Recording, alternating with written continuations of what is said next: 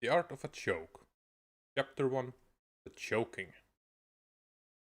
Choking is something we all have experienced while gaming ourselves, or perhaps we have witnessed it watching our favorite teams losing those high leads and eventually crumbling right at the doorstep of winning. And it's frustrating. We've all been there. It's not fun being the one losing or seeing your favorites lose. But what goes in the mind of a choker? Of course, this is very hard to say. There's lots of individual differences, but this is how it usually goes. You might have seen it yourself while gaming yourself, playing those tough games. It all starts with confidence. Eventually, when your game goes very well, you get very confident, you start doing those plays that you shouldn't, go a little bit too far, you become overconfident, enemies can't do anything against you, and then you do something wrong. And the minor frustration starts kicking in, especially when you start losing those rounds you should win, and the opponent starts coming back. But no worries, it's still all good, you're in a good lead, but by every round you lose, the nervousness and fear of failing comes closer. You start feeling the anxiousness of losing this game, something you have worked so hard for, and now you're throwing it away, even though you already should have won it. And as the gap closes, you become desperate.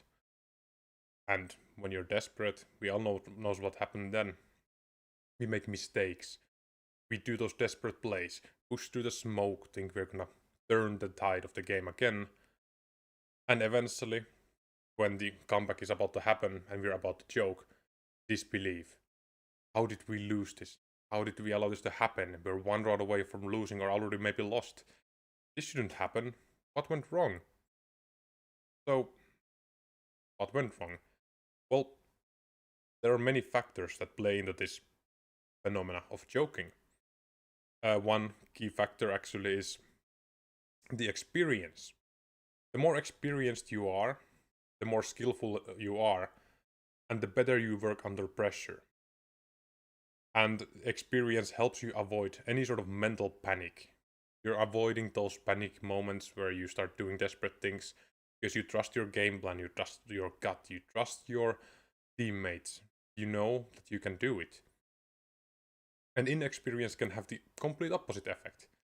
You no longer trust your teammates, you no longer trust your gut, you just start doing desperate things because you know that you should do something better, or at least you think you know. But that's not all there is. As we have all noticed, it's not just the favorites who actually choke. And in many cases, it's also the lesser teams that end up choking.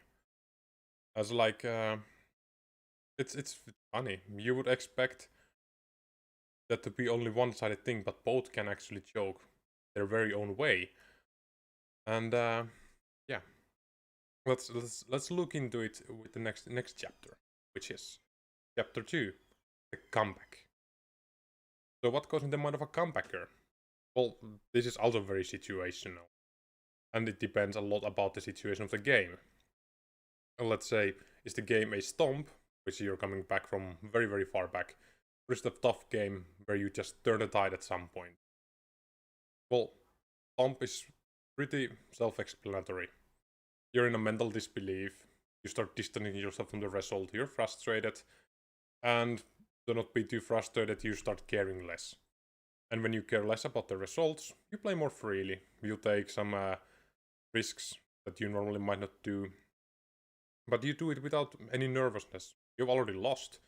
So now it's all about either redeeming your face or at least having some fun while losing. And then, round by round by round, you start winning and your confidence slowly comes back. And you start eventually believing that maybe we can actually do this, until you reach the zone when your opponent got nothing on you. And tough matches are a little bit different. You're usually frustrated on the close losses. You feel angry that you lost them, but you always know that you could have won it, and that you still can win this whole game, if needs be. And few key moments and wins can bring your mentality back. And not just for you, but your whole team. it might just take one epic clutch and you're all in the zone again because you know we got it. This is it. Now if we just take the next round, this is gonna be our game. And you believe in yourself all the way through, knowing you can do it. But what gives you the best win condition for a comeback to happen? Well, that's a very straightforward answer. It's composure. Keep your head calm. And that's a very good reason why a lot of times it's the veteran team who actually comes back. Which, well, as I'm going to discuss a little bit further, is not always so explanatory.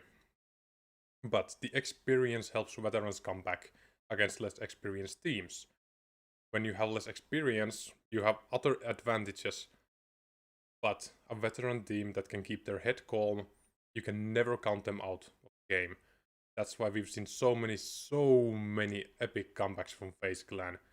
Because they trust their game plan, they trust their players, and they know that they're never out until they are out. Chapter 3. The failed comeback. We've all seen this happen. It's the case where you start believing in the comeback, and just when you reach the 14th round, your opponent takes the 16th, and you lose. You might have taken 5, 7, or even 10 rounds in a row, only to fail, just when you're about to do it. But what happens in your mind when you do this? Or when you don't do it? Well, early on, not much really changes from the initial state of mind.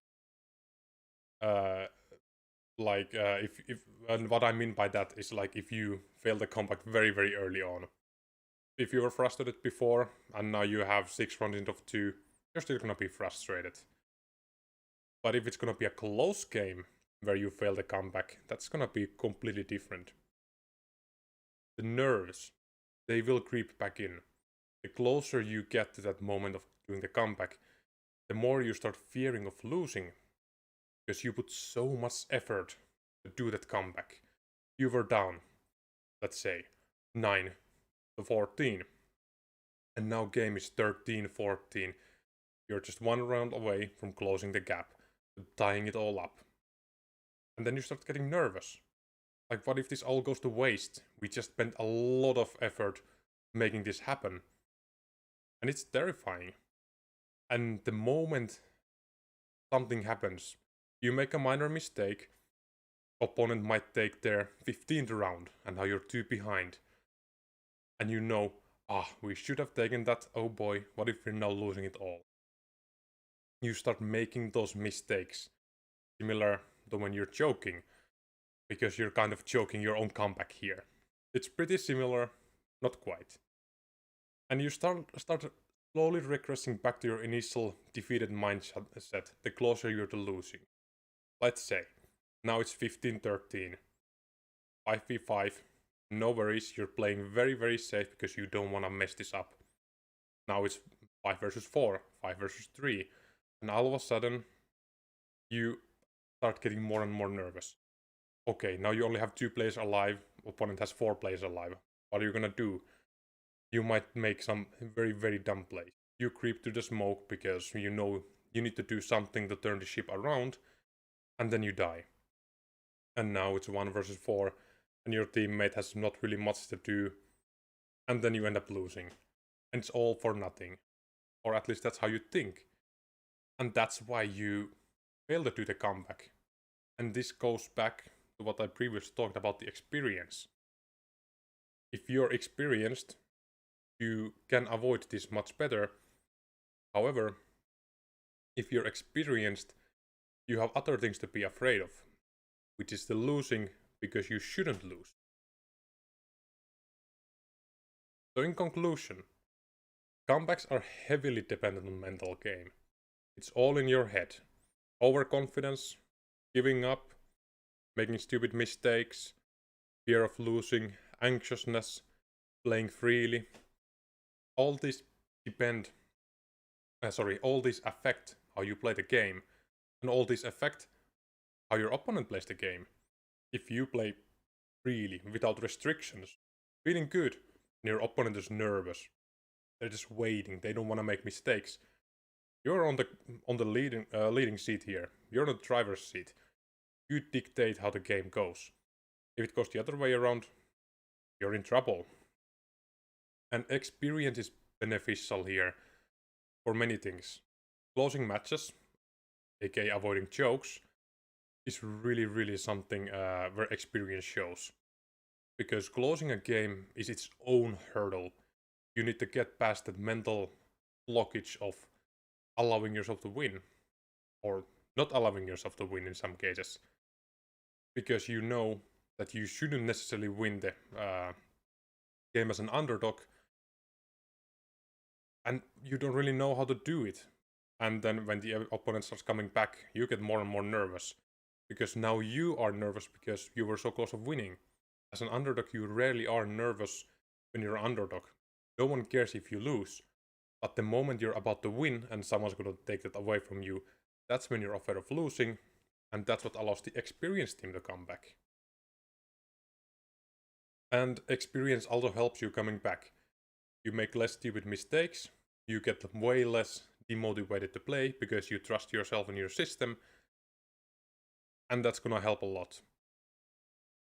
And as I said earlier, inexperience can lead to mistakes, and that's usually why we see a lot of overconfident plays when inexperienced teams are leading ahead of the game, and then they make those mistakes, and those mistakes will haunt them the later games. All of a sudden, if you lead a game 14-6 and you just keep pushing because you want to get more kills, even though you could play the bomb plant, well, you might actually end up losing the round. And when it's 14-14, you're gonna be nervous because I could have closed this game earlier, but I had to push, give them that 4v2 retake. We could have already won, but we didn't.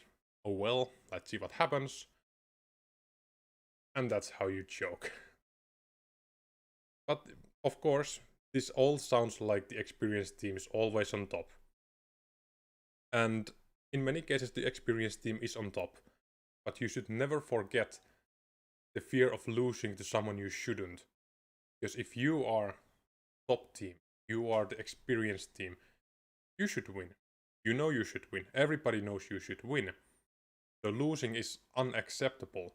If you lose, there's gonna be, well, perhaps not consequences by itself, but you think there's consequences. Because people will pile on you. Fans will be mad at you. You will be disappointed in yourself. Your team will be disappointed themselves. And that's why when the underdog teams start going and getting the roll on, it's really hard to break. Because now you are afraid of losing.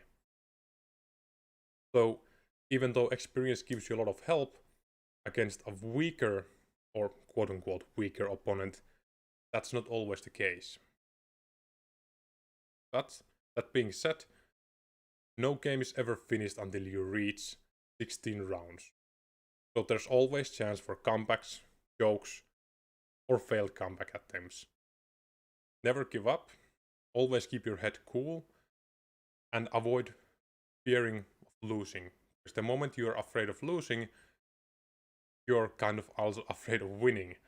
As counterintuitive as it sounds, but that's just how human brain usually works. And that's about it. Thank you all for watching, and I will see you again next time. Happy clutching!